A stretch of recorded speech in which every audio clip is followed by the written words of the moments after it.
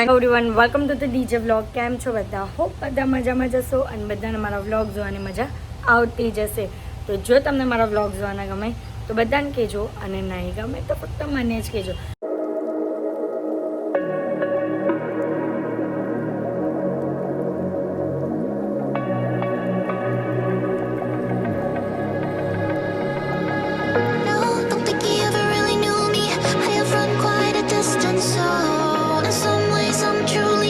તો ગાઈઝ, તમે વિચારતા હશો કે આવી રીતના આજે કેમ વ્લોગ સ્ટાર્ટ કર્યો. તો આજે અમે લોકો કંઈક કરવા જઈ રહ્યા છે નવું. બતાવો તમને કે શું કરવા જઈ રહ્યા છે તે. જો ગાઈઝ, અત્યારે અમારા ઘરે જે બધું રૂમનું બધું ચાલતું હતું કામકાજ ને બધું પતી ગયું છે, પણ આ અમારી આ વોલ છે ને ગ્રીન કલરની, તો એ અમારી હોલમાં વોલ છે, તો એની પર અમારે કંઈ નવું કરવું છે. તો અમે લોકો આજે કંઈ નવું ટ્રાય કરીએ છીએ ભાઈ. એકદમ મસ્ત મજા આવે. એ હાર્દિક ને એના હાથથી જ કરવું હતું, એટલે કેટલા બધા રૂપિયા લઈ લીધા? 7,000 રૂપિયા લઈ લીધા. સોનુના રૂમમાં કરાવ્યું છે તેને. ખાલી આમ સ્ટ્રીપ્સ વાળું જે કર્યું છે ને તેના 7,000 લઈ લીધા. એવી જ સેમ વસ્તુ અમે લોકો બહાર કરવાના છે, બટ થોડા ટેક્સચર સાથે. તો આ મટીરિયલ તમને કેટલાનો પડ્યું? મટીરિયલ તો વાત જ નહીં પડશે, બહુ સસ્તું. કેટલાનું? અંદર 500 રૂપિયા. 500 ની અંદરનું પડ્યું ને ખાલી મહેનત ને એ લોકો એટલે 7,000 જેવા લે છે. હા, જો કે કલર કરાવ્યો તો કલરના પણ ડબ્બા કંઈ 250 ના નાના મંગાવ્યા તો કંઈ એટલા મોંઘા તો નહીં જ પડે. એટલે મિનિમમ એ લોકો 1,500-2,000નું મટીરિયલ લાવે અને બાકીના બધા પોતાની મજૂરીના લાવે. ગાઈઝ, એના કરતાં તો જાતે કરેલું હોય ને તે ચાલે. અમે વિચાર્યું કે અમે આ દિવાલના 7,000 બચાવ્યા અને અમે જાતે કર્યા. તો ચાલો હવે કઈ રીતના કરવાની હોય ને તે તમને બતાવો અને કેવું લાગશે ને તે પણ તમને જોવા મળશે આ બ્લોગમાં. બ્લોગને એન્ડ સુધી જોજો ભાઈ, ને છે ને સપોર્ટ કરજો. આજ સક્સેસ ગયો ને તો મારા આખા ઘરને હું સજાઈ દઈશ. આખા ઘરને. વાહ, આખા ઘરને કરવાના? હા, કરીશ. કઈ ને કઈ નવું કરશું આપણે. હા, તો હમણાં નહીં પણ મેરેજ પછી, કારણ કે હવે દિવસ ઓછા છે. મેરેજના બ્લોગ તો એટલા જબરદસ્ત આવવાના છે ને, તો આ ચેનલને પહેલા સબસ્ક્રાઇબ કરી લેજો.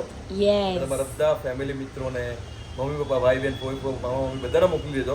કેમ કે ભાઈ અમારું આખું ફેમિલી એટલી મજા કરવાનું છે ને. ચાલો મોકલી દેજો, सब्सक्राइब कर देજો. गाइस, बहुत ही मुश्किल से ये टेक्सचर हमने दे दिया है, मतलब કે સેલો ટેપથી જ ખાલી અપાયું છે આ વસ્તુ. અને હજી હવે એની ઉપર આ મેઇન વસ્તુ જે બનાવી ને તે હવે કરવાનું છે, કારણ કે આમાં બહુ જ વાર લાગી ગઈ. પહેલાં ટેપ 2 વાર લઈ આવ્યા ત્યારે ગઈ હતી, બીજી વાર લઈ આવ્યા આ ટેપ યલો વાળી, ત્યારે ફાઇનલી જઈને પૈતું કામ. થાકી ગયા એ જાટલામાં. પણ મહેનતના એમ તો આપણે નહીં કહી શકીએ કે મહેનતના 7,000 કંઈ નહીં. પણ ચલો હવે લાફી મારવાનું લાફી કહેવાય, શું કહેવાય? લાપી મારવાનું ચાલુ કરીએ. તો ચાલો બતાવો કેમ મારવાની. આને હજી પતલી કરવી જોઈએ એવું નહીં લાગતું? પૈરું. ચલો ચાલો કરો. કારણ કે મેં વિડીયોમાં છે ને પતલું જોયેલું છે.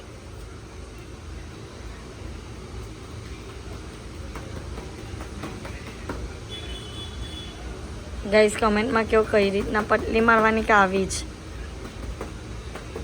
ગાઈઝ, આ બધો જોઈ લો, વેપલો ચાલી રહેલો છે બરાબરનો.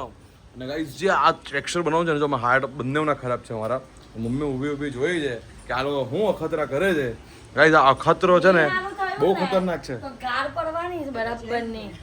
હે પણ સારું જ છે ભાઈ, મને કાયદેસર ખબર છે, મસ્ત જ લાગે ભાઈ. હજુ તો આ થોડુંક એ છે, જોઈ લો ખાલી તમે કેવું બનવાનું છે ને, જબરજસ્ત બનવાનું છે. અંદરનું બતાવ્યું ધ્રુવી આ લોકોને? જો ગાઈઝ, અંદરનું બતાવો. હા, અંદરનું આખું ચેન્જ થઈ ગયું છે, જબરજસ્ત લાગે છે. બહારનું એના કરતાં જબરજસ્ત કરવાનું છે આપણે. જોઈ લો. ખાલી આ કપડાની હાલત જો કેટલી ગંદી થઈ ગઈ, અને મારા હાથ જો કેવા થઈ ગયા, આખા ચીચડા થઈ ગયા. પેલા એમ કહે ને આ ધોયા પછી પણ આવા દેખાય છે આખા હાથ. આટલા ગંદા અને ચચરે છે ગાઈઝ. આ કેમિકલ છે ને હાથ પર ચચરે છે. બધા હાર્દિકને કંઈ નહીં થતું, હાર્દિકને તો બરાબર. મારા હાથ જોઈ લો ખાલી કેવા થઈ ગયા હતા. આટલી બધી મહેનત.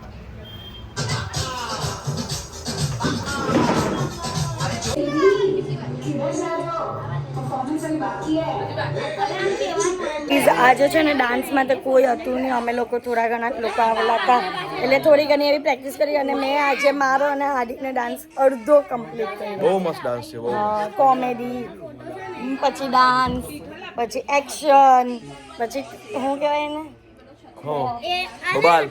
અરે એક્શન આવી ગયું ભાઈ, એમાં એક્શન એટલે જ બબાલ. એવી રીતનું બધી વસ્તુ છે એટલે જોવાની તમને મજા આવશે.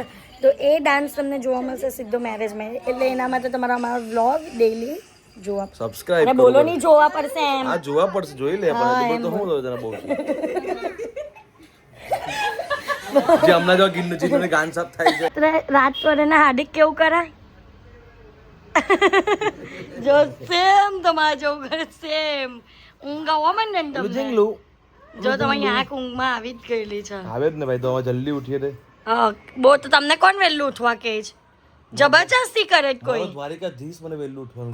કોઈ દ્વારિકાધીશ આવીને એમ નહીં કહેતા બેટા તું ઉઠ વહેલો ને તારે રાત્રે પછી છે ને ઊંઘને એ કર. હું એ કર બી કર ની શરાબ રાહિલ હું ખાવાનો છું. કેમ અહીંયા છે તે ભાજી પોખાની કેમ ભાઈ સુરત આવીને પહેલા હું કરવાનું હતું. ગાઈઝ અત્યારે અમે લોકો ઘરે આવી ગયા છે અને બસ આજના માટે આટલું જ. તો તમને મારો આજનો આ વ્લોગ ગમ્યો હોય તો લાઇક શેર એન્ડ સબસ્ક્રાઈબ કરવાનું ભૂલતા નહીં અને જેમ સપોર્ટ કરો છો તેમ જ સપોર્ટ કરજો. Love you guys, by.